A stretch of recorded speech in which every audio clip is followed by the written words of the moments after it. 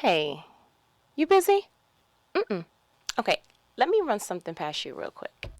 I want to talk about the true essence of the grind or the real ideology behind being lazy. So I stumbled across this because for as long as I could remember, I have had a very multifaceted life. So I started working at the age of 13. Shouts out to summer youth and summer camps and all that stuff. And then, even prior to working, I've always had dual roles in my household. I'm the firstborn, so that comes with its own separate job description, if you will, right? You got to take care of the younger siblings. You got to clean up more than everybody. You're expected to do more. It's just like, it's ridiculous. And I can say that I've always really been a very responsible, driven person.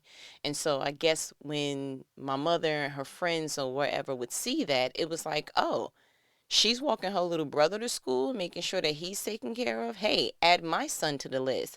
So I became low key like the neighborhood babysitter, right? At like a super young age. Like I'm still middle school, I think, if that.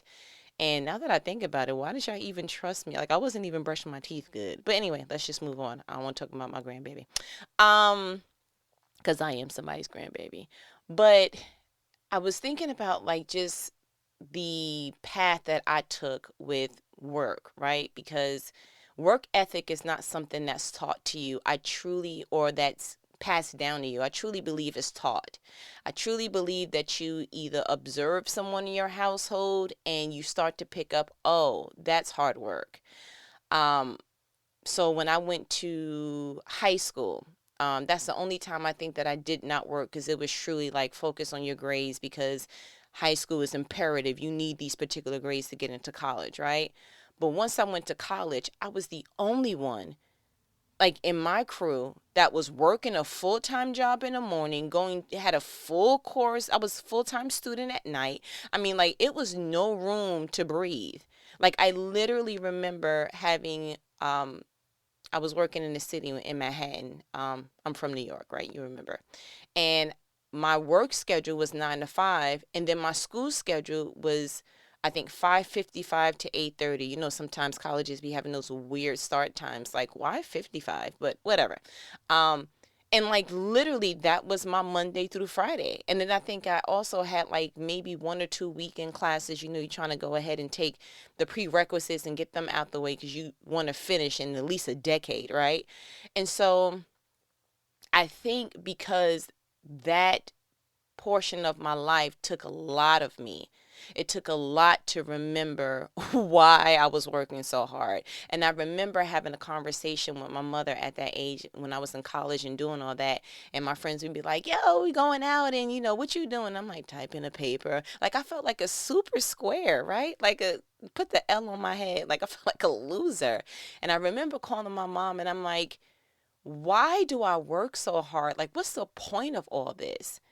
And she was like, you're doing it for your future family. And she was giving me all the wisdom that just did not sink in. I'm like, no, I'm asking you currently right now, why do I have bags under my eyes? Why am I sleepy? Why am I missing the opportunity to turn up with my friends? Why am I not being a average 19, 20-year old? Like this is for the birds, and I was not appreciating it. And so I think what that did was it sparked this ripple effect of possibly unhealthy work ethic. I picked up along the line this notion that if you are not working to the gristle, then you are not working. I seen my mom do it. Like literally when she was fighting cancer, she was going to chemo and then going to work.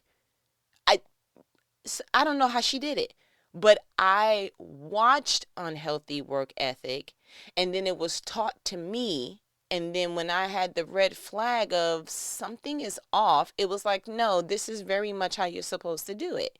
And then, you want to be like everybody else. And so then I'm looking at everybody else and I'm like, they seem pretty okay. I don't, I kind of think I want to dabble a little bit on that side of life. And so in my adulthood, unfortunately, that's also something that I illustrated in my adulthood. Like, I literally have always been doing something in a dual matter.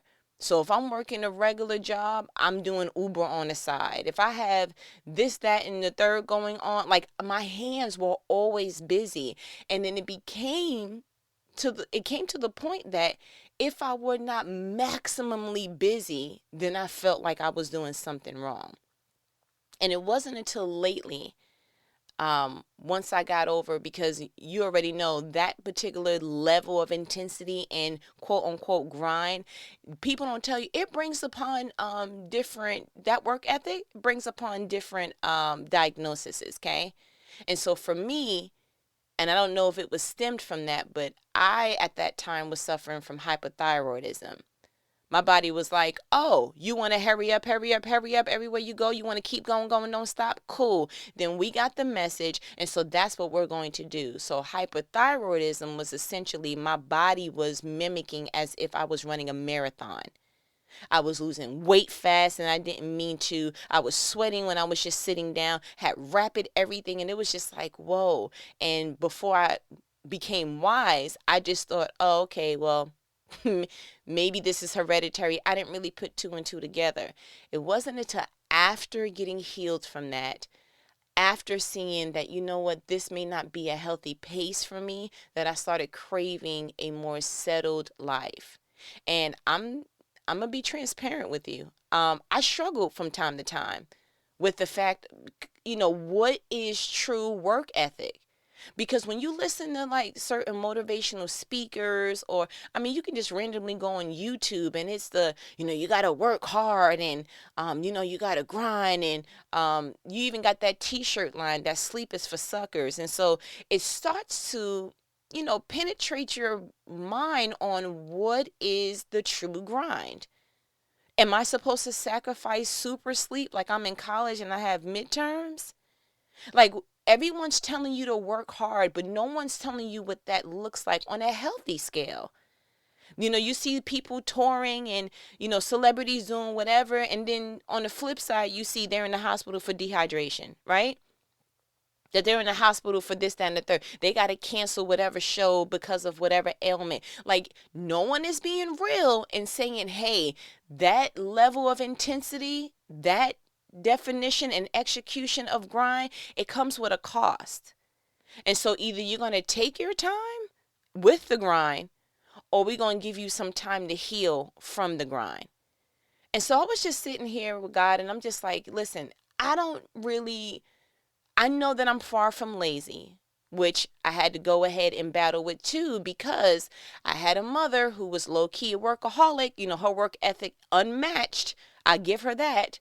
But when she would see me relaxing around the home or, doing anything that didn't look like I was busy getting something done, she will often screw out, you're lazy.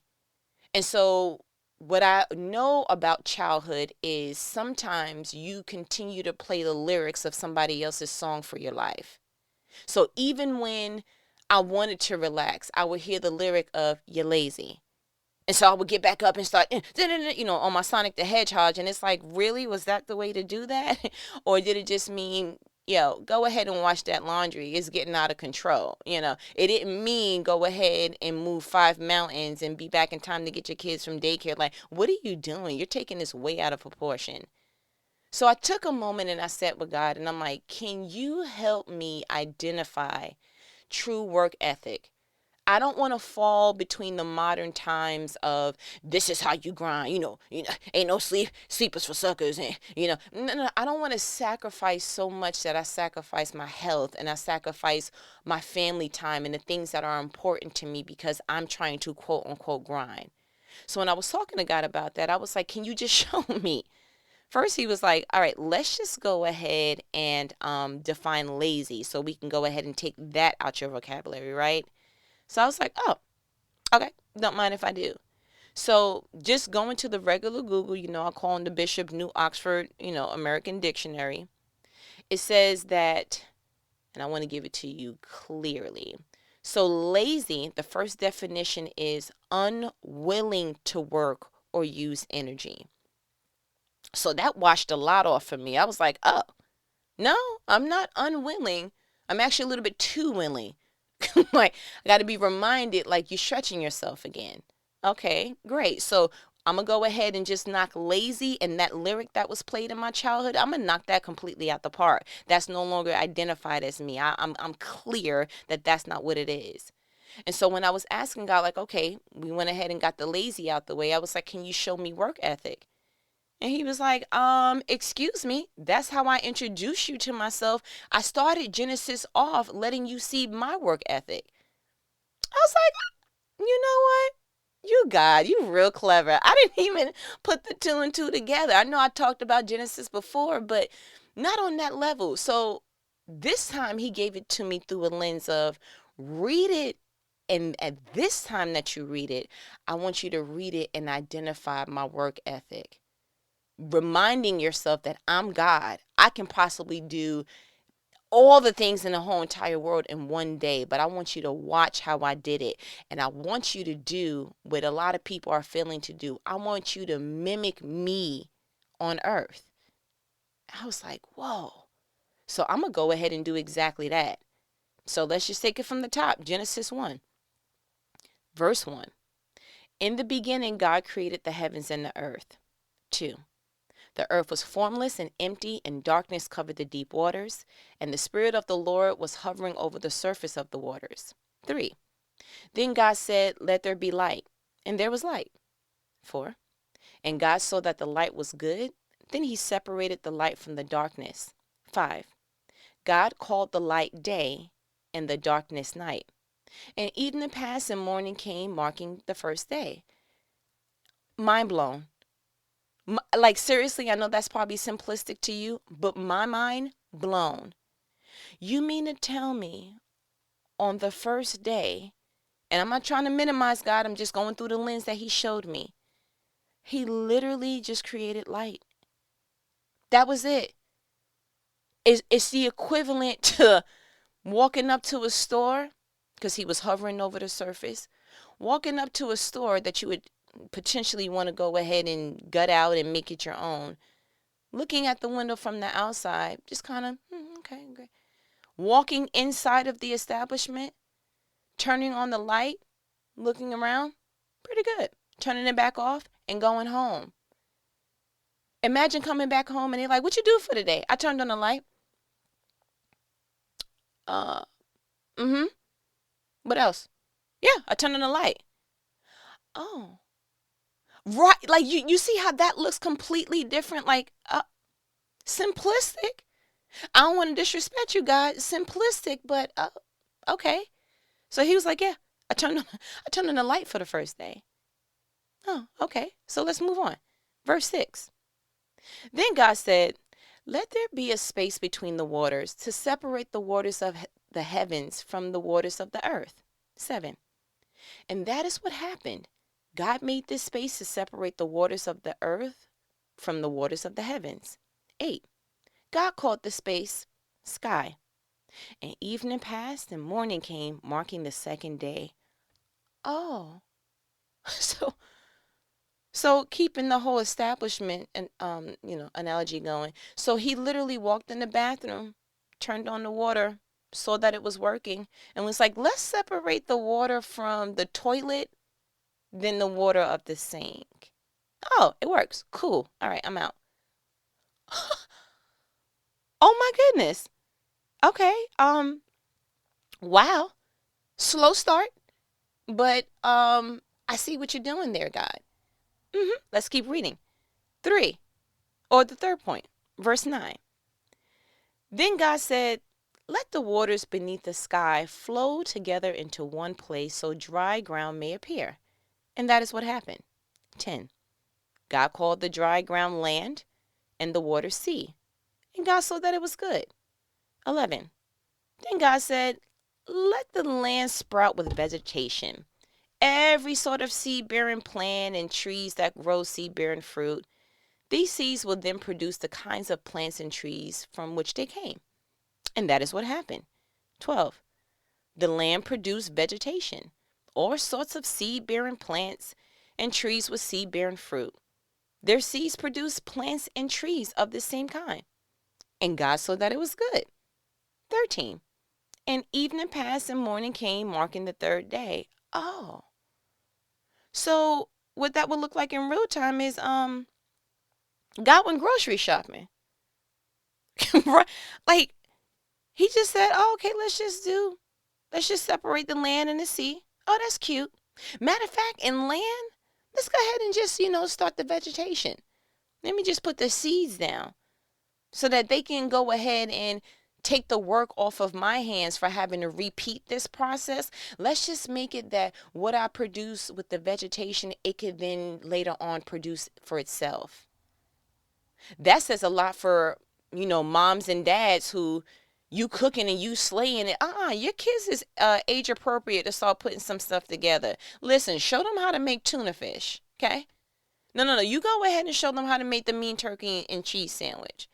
Show them how to go ahead and boil some rice, okay? You a teenager. I don't want you being a starving college student, okay? So I'm going to go ahead and show you some basics, but like literally take a page from God.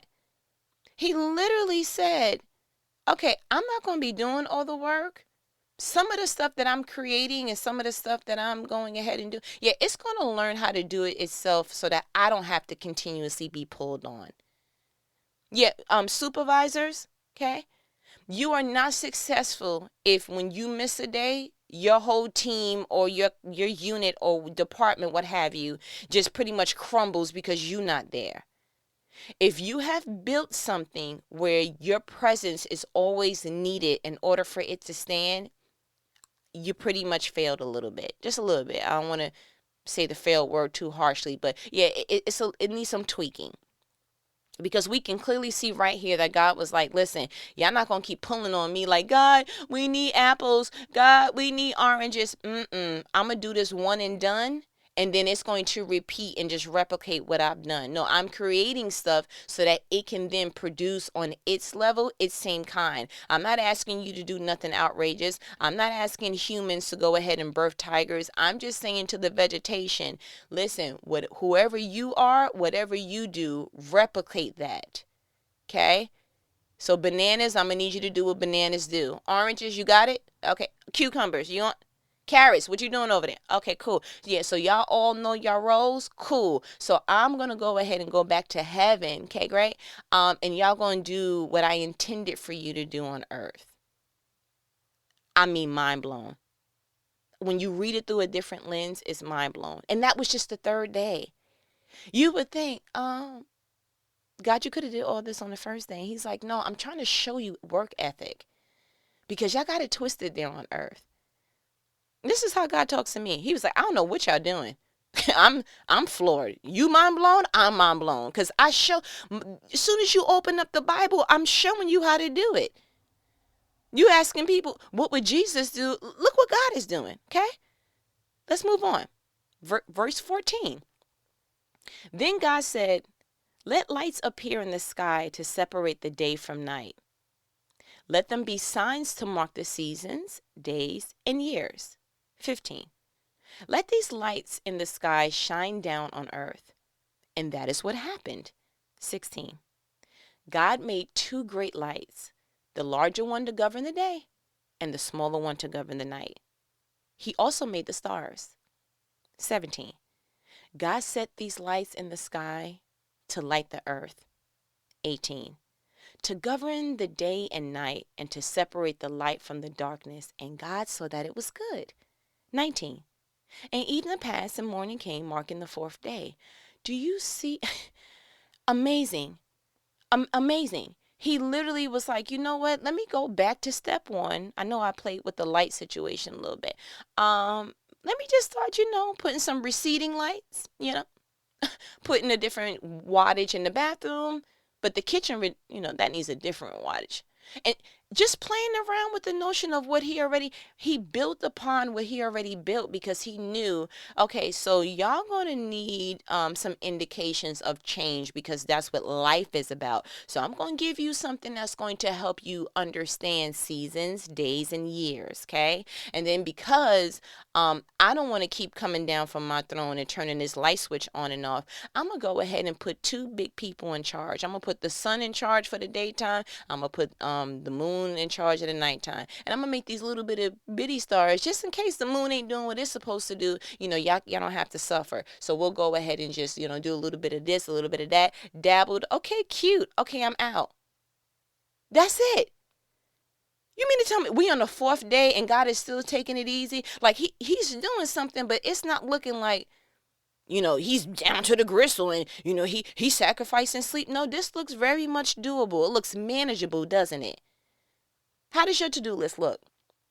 Yeah, how does your workload look? Is it outrageous?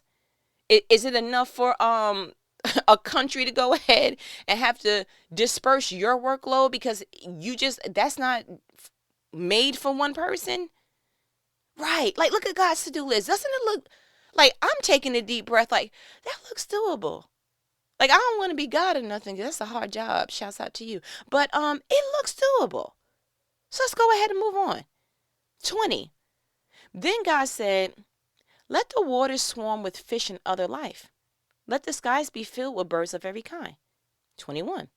So God created great sea creatures and every living thing that scurries and swarms in the water, and every sort of bird, each producing offspring of the same kind. And God saw that it was good. 22. Then God blessed them, saying, be fruitful and multiply. Let the fish fill the seas, and let the birds multiply on earth. 23.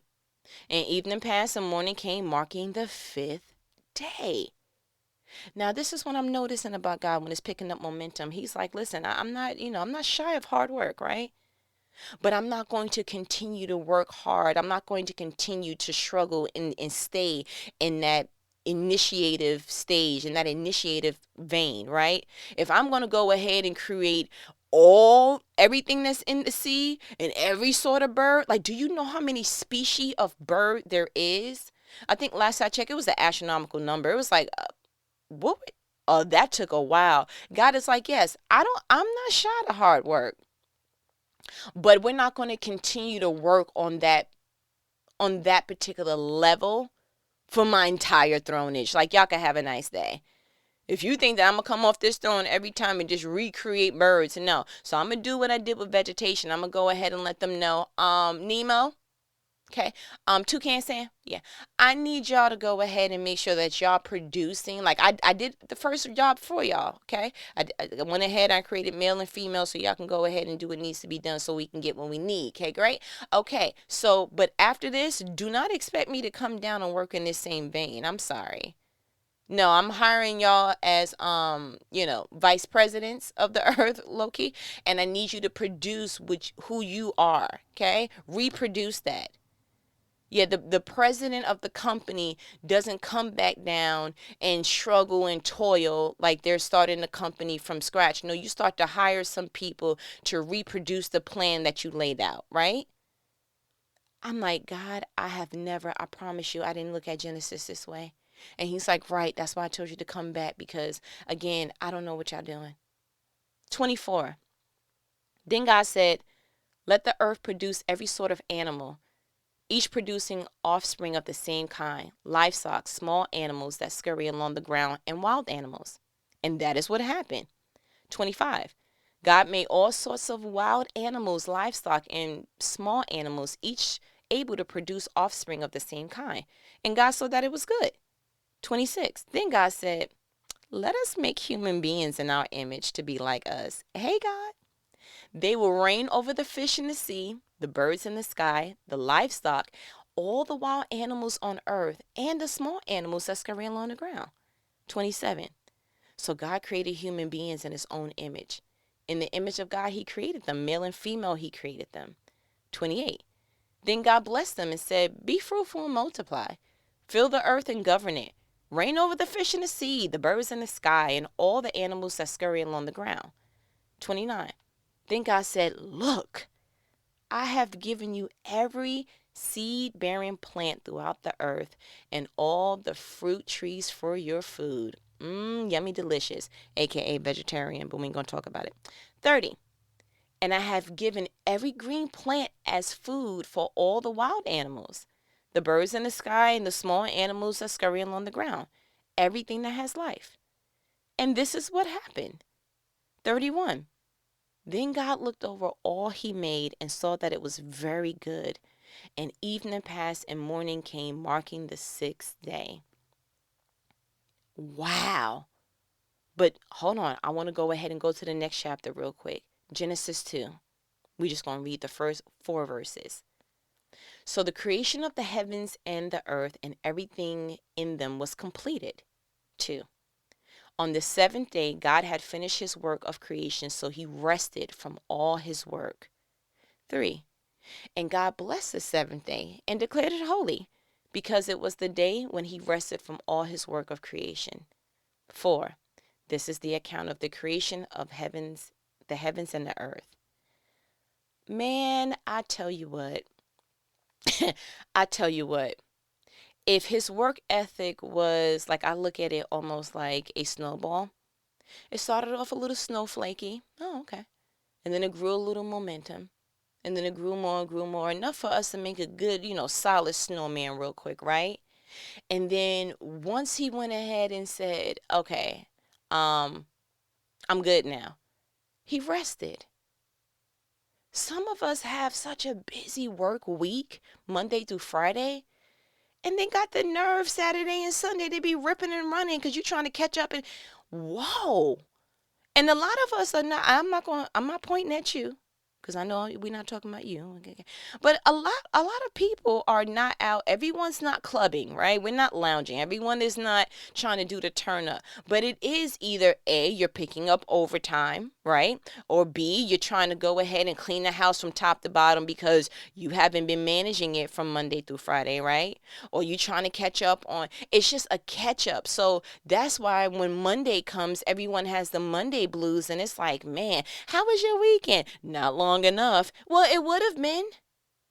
I know your work load is probably, hectic. It's probably heavy. I'm not even gonna, debate that. But I'm sure it didn't look like God. Like, Sir made every single species, wild animal, human being. Like, he did all of that. Now, I don't know what your work looks like, but it doesn't look like creating stuff that was on the earth. Like, if we, compare the two, I think God wins. I think he does. And so the fact that he knew, okay, um, my work has picked up, and so I need to go ahead and lay it down, sir. Yeah, it's time. Ma'am, I'm going to sleep. I'm sorry. Yeah, I made them in my likeness, and I'm going to sleep for my likeness. I'm going to rest real quick. I'm going to sit back, I'm going to enjoy this, and I'm going to just take a deep breath, and I'm going to just, And as a matter of fact, because I know how y'all may get down, I'm going to go ahead and make something called a Sabbath to make it known that I am ordering y'all. I declare and decree, okay, that y'all rest. Because somebody down there on earth, I already know how y'all getting ready to do. Somebody on earth is going to make it seem like, no, you not working unless you working 23 hours a day. So I'm going to go ahead and do this. Sir, ma'am, get you a pillow. Posturepedic situation, if you will. Okay? Need you to go ahead and make the room cool. Okay? Maybe you wouldn't have that level of insomnia if your body knew it's okay, we getting ready to rest consistently, but mandatory on this seventh day. And I don't even want to get tied up in, is it Sabbath day, Saturday? Is it Sunday? I'm just saying you need one day out the week. God was smart enough to know after you work, you need to rest. And then you can have a nice day to everybody else who's saying that you look like you're not, you're lazy. We're going to go ahead and demolish that, right? Didn't that just make you look at work ethic and the grind and everything thereof differently? Like, because my thing is this. You can go ahead and work 55 hours a day if you want, right? But your body is in tune with what God said. So you're going to have a headache, an ailment, a something that is going to force you to do what? Take a day off, right? I just can't make it in today. My headache. I can't get rid of this headache. I don't know. My stomach has been. Yeah, your body is like, oh, I see what you're doing, but I know what God said when he created us. So, yeah. Please don't ask me to disregard God. I would disregard you first, okay? So if you grind to the point that you're going to be forced to take a day off, why don't you just let your grind be light enough, and then when it picks up momentum, be smart enough to say, I need a day of rest. A whole day, not a couple of hours. You need an entire day. You get 24 hours times 7, right? Take one of those 24 and sacrifice it real quick. Like, let that be the sacrificial offering that you showing that, okay, God, I'm obeying. I may have a problem with tithes a little bit, but I'm going to go ahead and tithe this 24, one of my 24 hours, I'm going to go ahead and just give that to what you said. Because I'm going to go ahead and tell you, your work will suffer. And then you will be praying to God for, like, how come my business is not picking up? And how come nobody is hiring me? And how come I'm not getting that position? And it's because if I allow you to continue to work with this posture, you will go to your grave with this notion that I sleep when I'm dead. And I don't know who made that up. That's not in the Bible. It's not cute, nor is it humanly possible. Robots can say that. Yeah, we can, yep. Robots can go ahead and get a t-shirt made with that on it, but not humans, not made in his likeness. He is literally said, let us create in our likeness, in our own image. He created them, right? So that means if he rested, you're going to have to do the same. I do apologize. Yeah, I don't care what cucumbers feel, they coming out green. Yes, you are. I'm sorry, because that's how you were created. So let this mean what it needs to mean to you. My challenge to you is to look at your workload and say, am I being overworked, and am I working the way that God did? Because if not, you will have a forced moment of relaxation. And don't be confused. Man, I'm getting old. My body just can't move. No. It's not none of the sort. You need to rest. And you're not taking it as seriously as you should. So your body put in a request, and it got accepted. Have a nice day. Right? So the challenge is what? To undo that workload. It's not humanly possible to work like that. You're going to make yourself sick. You know what the first thing that happens when you go to a hospital? What do? They check your vitals and they give you a bed. Why do they give you a bed? Because you need to rest. You mean to tell me even hospitals know I can't do nothing if you don't rest? Yeah, every person that I've seen that's been in ICU, they got a bed. Yeah, every person that I see that's waiting for, the test result, they got a bed. Please listen, God's going to have his way. And how he intended something is how it's going to be, whether you like it or not, whether you yield to it or not. Sis, sir, I think you need to go ahead and take a cue from the first chapter of the Bible. We're not even 2 pages in, and it's like, did you get the memo? Huh? Oh, your email has updated. What's your new email address? Because you need this memo. But I feel like you got what you needed, so I'm not even going to, not even going to tie you up. As my good nanny says, all right, I ain't going to hold you. Go ahead and get some sleep. You ain't going to get me in trouble with God. Go ahead and I don't care, take a quick nap. I don't care what time it is. Take a quick nap and we talk later, okay? All right. Later.